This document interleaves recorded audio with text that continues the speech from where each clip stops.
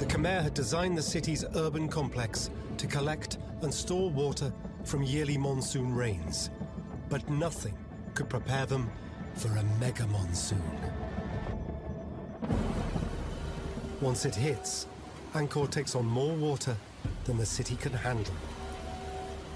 Even worse, the canal feeding water from the northeast is dug in a straight line. With no bends to slow it down, it has the effect of shooting a huge volume of water at high speed towards the center of the city.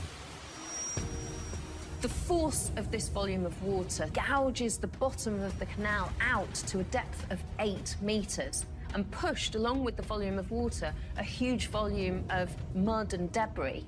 And that mud and debris had to go somewhere. This sediment, gouged out by the flood, is washed down into Angkor's central and southern water network, clogging the system.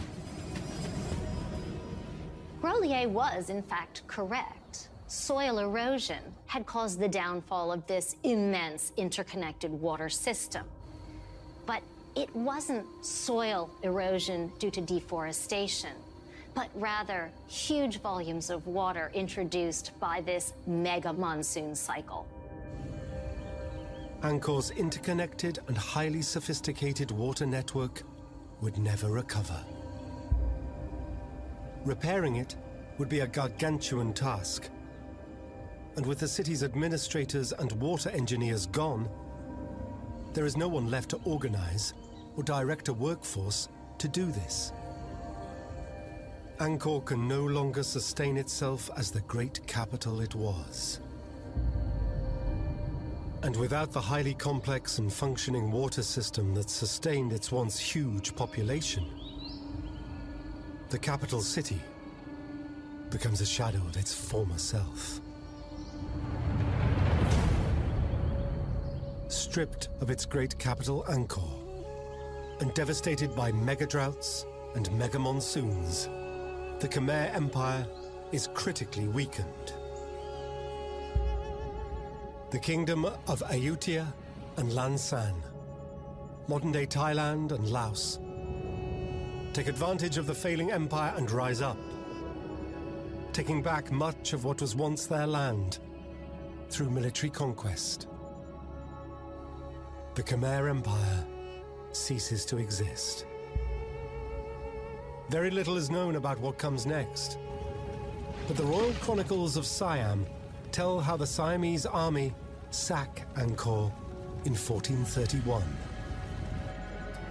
By 1434, a new capital is created at Phnom Penh, now the modern capital of Cambodia. But although Angkor is left for the jungle, it's never completely forgotten. The Khmer people largely convert from Hinduism to Buddhism. Today, approximately 93% of the Cambodian population are Buddhist. Angkor Wat remains a Buddhist site of worship and pilgrimage, long after Angkor is abandoned. And the Khmer people themselves aren't gone. The people who live in and around the temples today are the ancestors of the people who built Angkor. The Khmer people never left. They're still in Cambodia. They're still living in this area that we call the Greater Angkor region, farming the fields much like their ancestors did hundreds of years ago. But never again would the Khmer construct such imposing cities or elaborate temples as the jewel in the empire's crown, Angkor.